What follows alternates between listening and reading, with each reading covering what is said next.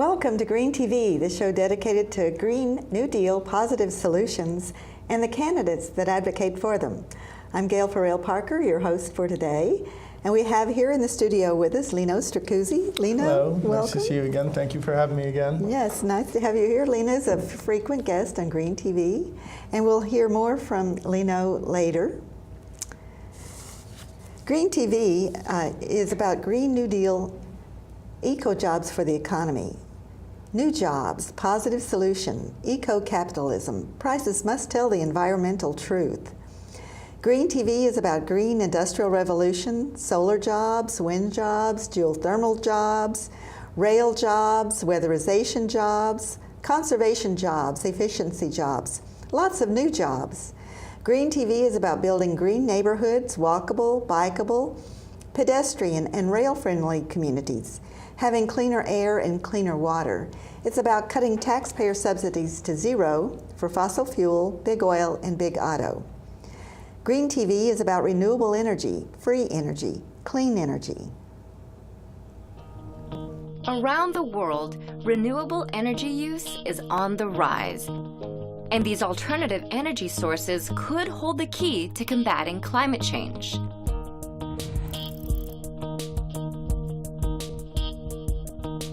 What is renewable energy? Renewable energy is generated from sources that naturally replenish themselves and never run out. The most common sources are solar, wind, hydro, geothermal, and biomass. Over 80% of the total energy consumed by humans is derived from fossil fuels. However, renewables are the fastest growing source of energy in the world. Renewable energy has many benefits. First, it can combat climate change because it creates no direct greenhouse gas emissions. The only emissions that they produce are indirect, meaning those that result from manufacturing parts, installation, operation, and maintenance. But even those are minimal. Second, renewable energy can decrease pollution and therefore reduce threats to our health. Wind, solar, and hydroelectric systems create no air pollution emissions, and geothermal and biomass energy systems emissions are much lower than non-renewable energy sources. Third, renewable energy is a reliable source of power. Because renewable energy sources are, well, renewable, they will never run out. Once built, renewable facilities cost very little to operate, and the fuel is often free. As a result, renewable energy prices tend to be stable over time.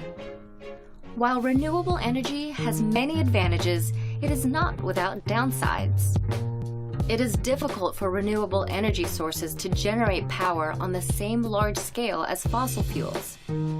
Building wind farms and dams can disrupt wildlife and migration patterns and lead to ecological destruction. Both solar and wind energy are intermittent. They only generate power while the sun is shining or while the wind is blowing. Batteries can store excess energy for later use. However, they are often costly. While renewable energy presents some challenges, it also offers an environmentally friendly alternative to the greenhouse gas emissions and pollution of fossil fuels. And as advances in technology make renewable energy more accessible, affordable, and efficient, an end to climate change could be within our reach.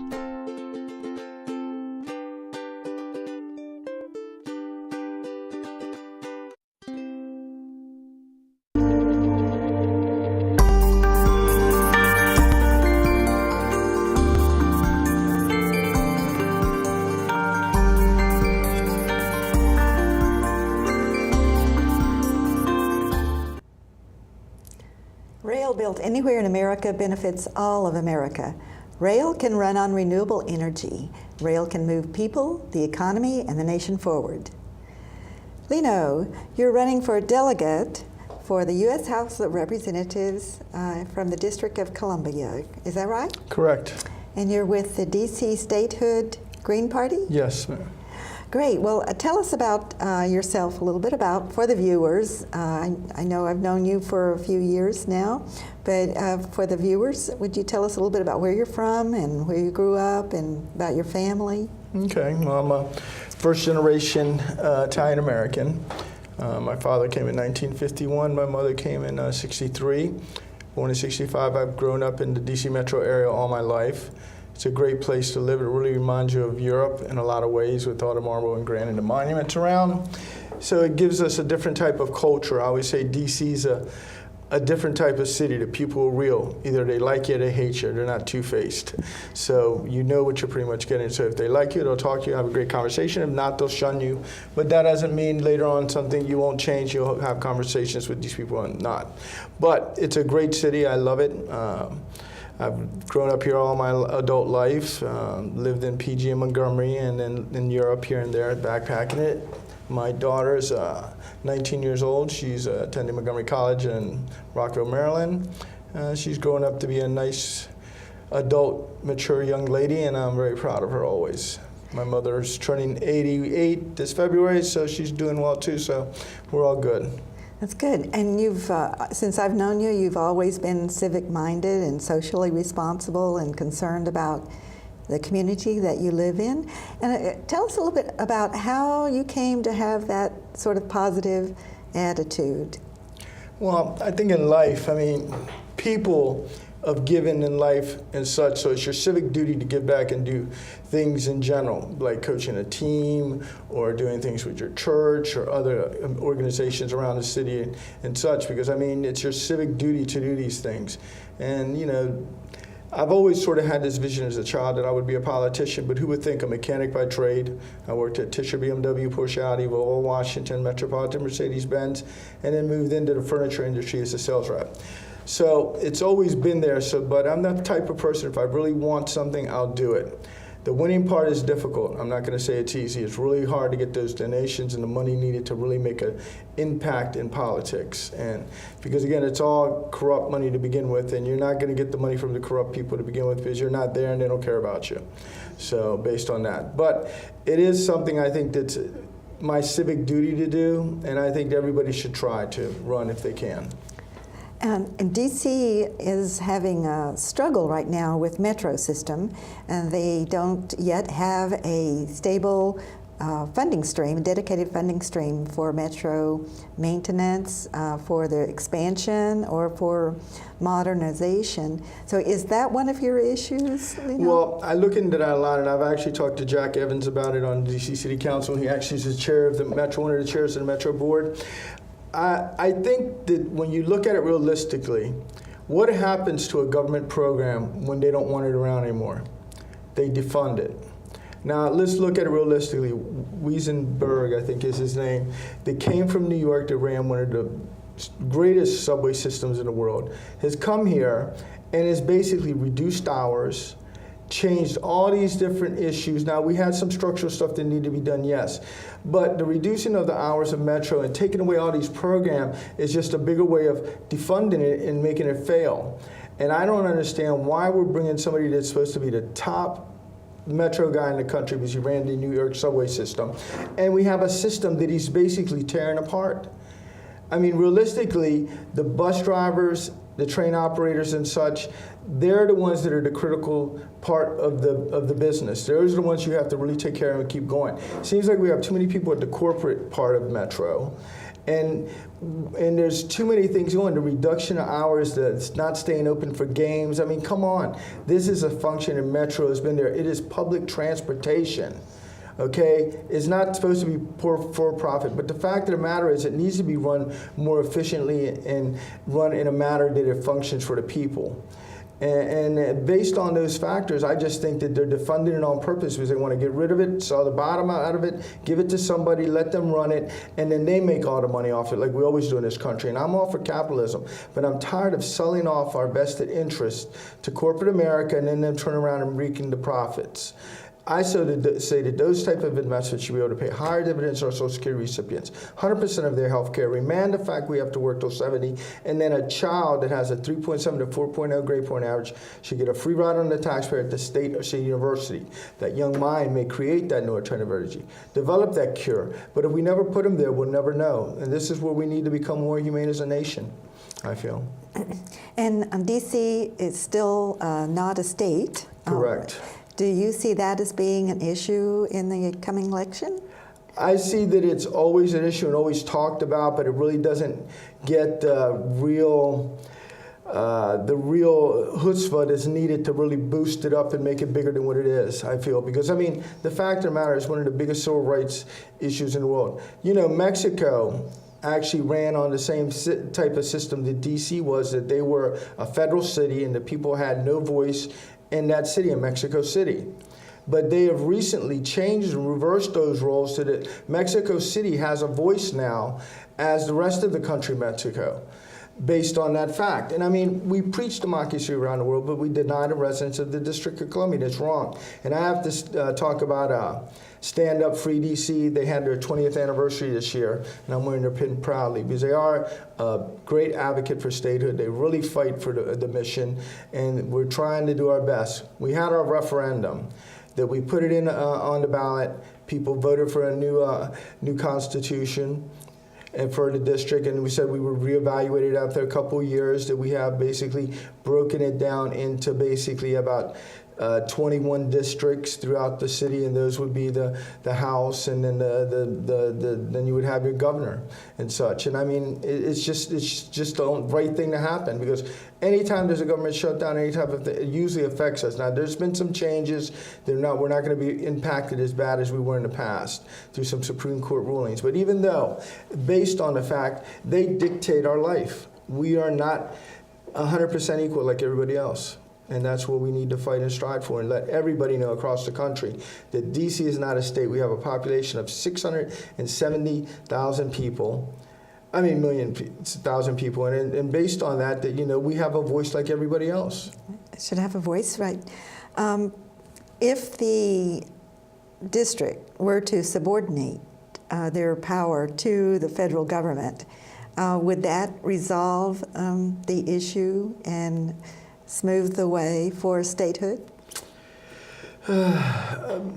Difficult to say. I mean, it would need a constitutional amendment, a vote on it through the House, the Senate, and signed by the President, and it could happen. But I mean, there's always going to be some type of rider or some type of event. The district needs to be its own governing body. It needs to be inducted into the union on equal footing, and by doing so, based on that, then we'll have the stride and be able to do much more for the citizens of the District of Columbia.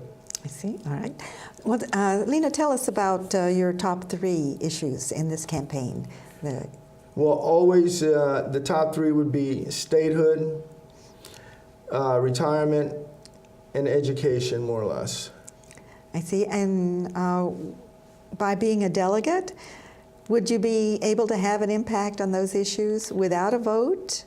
I mean, those are good, solid issues. It would seem that an injustice not to be able to have an impact if you're elected as a delegate, or for any elected official in the district to not be able to influence on their issues. Would you have?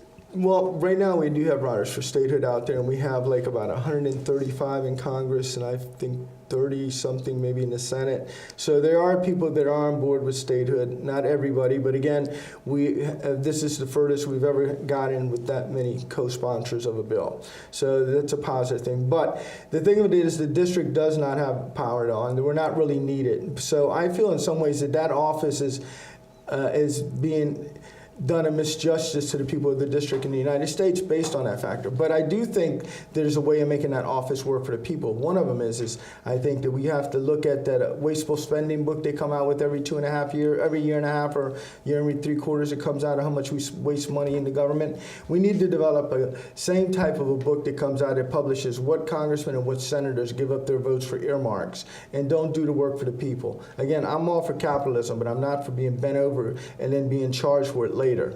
If we're going to give somebody something, then we deserve something out of it as a taxpayer. And as I said, those should be higher dividends to our Social Security recipients. 100% of our health care, we man the fact that we work till 70, and a child with a 3.7 to 4.0 grade point average should get a free ride on the taxpayer. It's only fair. We need to become more humane as a nation.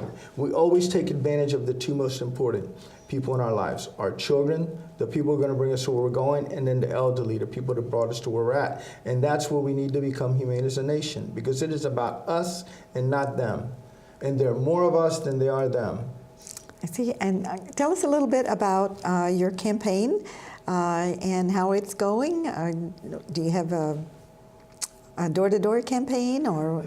I do a little bit of everything. It goes on throughout the year and such. Right now, we're getting ready for our signature drive to get our petitions in place to get us on so we can be declared candidates in our party to run for the seat that we're trying to win and move forward to. So I'm hoping that everything goes well. I mean, they changed the date. We picked them up December 4th. Now they changed it to January 26th, I think, and it's based on the fact that they moved it from April to June now, the primaries. So it changed it. So it means it's going to be a little colder to get the signatures, but they'll get done. I see. Good. And are you still actively involved in the Green Party, the National Green Party? Yes, for the Statehood Green Party National, not as much, but I just was elected to the steering committee for next year with the Statehood Green Party, so we'll see how this works out and what we can get accomplished to make the party grow and to move forward in a manner that's going to be responsive to candidates and their needs, and pushing them forward and up over the edge to give us a stronger arm in what we're trying to do. And Lino, if people want to get in contact with you and volunteer for your campaign, how would they reach you? You can call me at 202-258-1699, or you can email me at stracuzziforcongress@gmail.com. And if they're interested in joining the Green Party, then? We could always go to the national page, greenparty.org, or you could go to DC Statehood Green Party, and I'm not sure if that's .org or .gov on that one. I see. And is there an annual fee for the Green Party if they want to become a member? No, there's no fees. No fees. No fees at all. I see. Well, that's great, and you're doing great. It's nice to have you back, and nice to see you again, Lino. Thank you. Is there anything else that you would like for the viewers to know about your issues and your campaign? Well, I think that we have to wake up as people. We're working till 70 for Social Security. And I received a letter in 2015 where President Obama's health care bill changed basically the health care issue in fact that you can actually 3 months before your 65th birthday, you can contact the Social Security Administration and you can actually get your Medicare enrolled and started before you retire. So that's something that's new, and I think that was done because of the Health Care Bill of Rights and that factor. Because in 2015, I received the notice, told me how much I was make, and then from 66, it says I have to work now to 67. It told me, because before it said 66, now it went up to 67. Okay. So they're putting me for the mid to get my 50% of my health care, what's it called? Because I don't care who you are, you're going to have to work till 70 to get the 80% factor of it. Because you're going to pay, in the Part B alone, cost my mother like $136 a month. And that's out of her Social Security she gets like $1,500 or $1,600 a month. So deduct that, you see that it ends up costing more and more. So you will have to work till 70 if you want the 80%, because there's no way at 67 you're going to be able to afford the 50%. Because healthcare is just out there, and there's nothing we can do to stop it unless we come up with a federal and state system, which I've contemplated, which I feel will work, and develop it modeled on the VA, but have private investors buy into these city and federal hospitals. By doing so, they become profitable, and they're not losing money, but they're still staying at a point that they're not gouging everybody like the insurance companies and HMOs and the hospitals do now.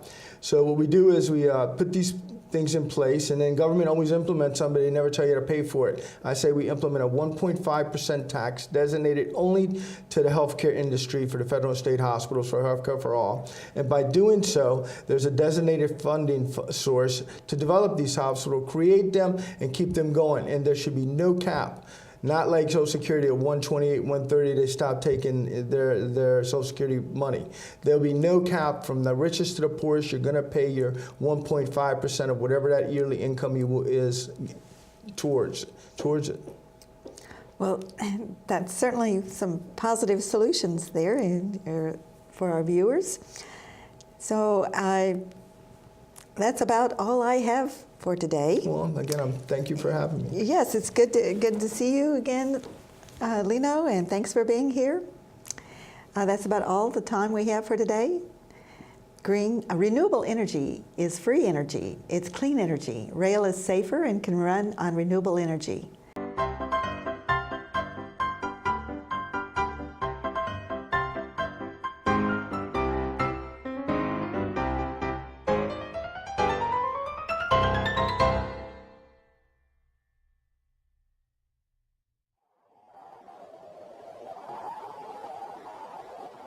The Earth.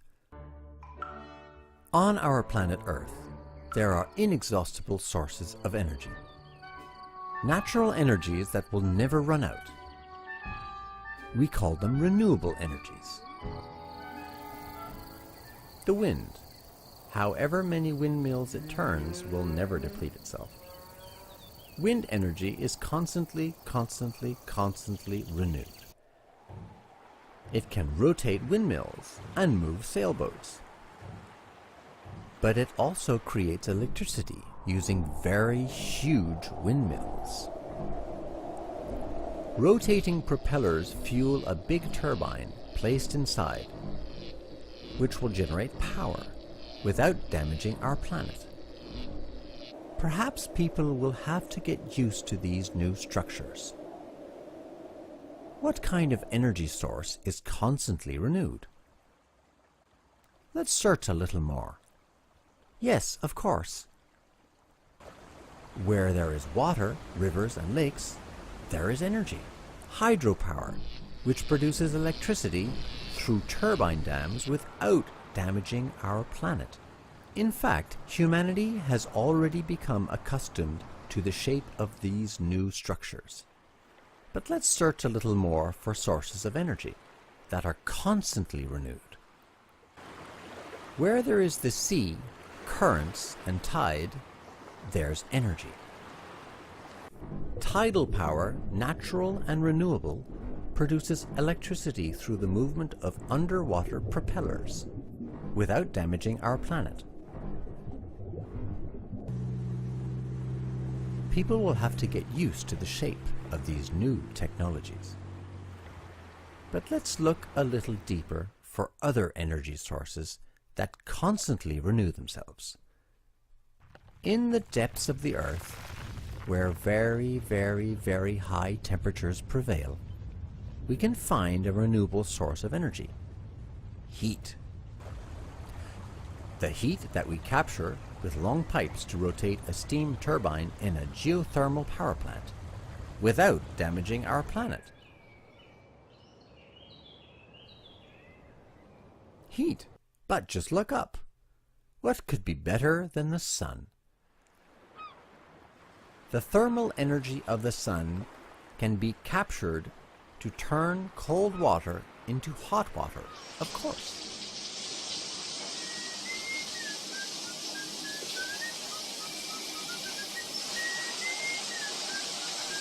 But the sun has another property: photovoltaic energy. The photovoltaic energy from the sun can be converted into electricity. Whole fields of photovoltaic panels can be installed, provided that people get used to the shape of this new environment. But let's look a little more, and there are other renewable sources. Biomass, trees and all plants. Biomass is renewable for humans because if they replace every plant they use, there will always be biomass. On our planet Earth, there are many sources of inexhaustible energies. These are called renewable energies. Energies to improve the welfare of all people who could continue to live a better life on our beautiful planet Earth.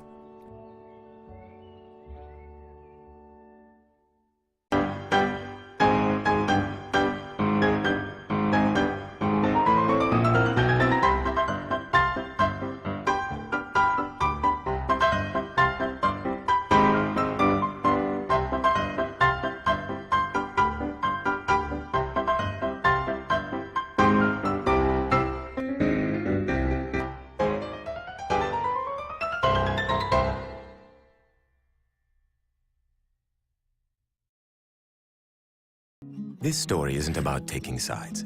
It's about our economy and our future. The fact is, air pollution isn't free.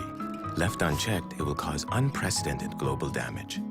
But in many countries, carbon emitters pump greenhouse gas emissions into the atmosphere at no cost.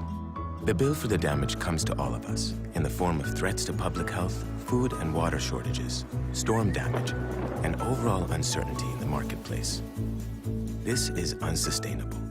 But addressing this issue creates opportunity. When polluting has a price, efficiency and innovation are rewarded. Whether we tax it, set up emissions trading systems, or regulate it, carbon pricing is good for business and good for people. We save money by maximizing energy efficiency. We spur innovation in renewable energy, manufacturing, and transportation. We build smart, livable cities, and we create jobs.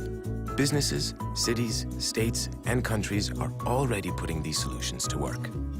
By implementing a carbon tax, British Columbia reduced emissions and cut taxes for its citizens. Morocco set a renewable energy target and reduced its energy subsidies. As a result, its renewable energy investment grew sixfold, enabling Morocco to become an innovation hub for solar power. California expects to collect billions from emissions permit fees, which will then be invested in clean energy and low-carbon development. And China is testing 7 emissions trading systems locally, with the intention to expand nationally. Since 2005, carbon markets have expanded across the world. Momentum for meaningful carbon pricing is growing. Now we need businesses and governments to lead together. For our health, our economy, and our future. Join us. We need more trains, less traffic. Rail built anywhere in America benefits all of America. Rail can run on renewable energy. That's it for Green TV. I'm Gail Parker. Please join us again next time for Green TV.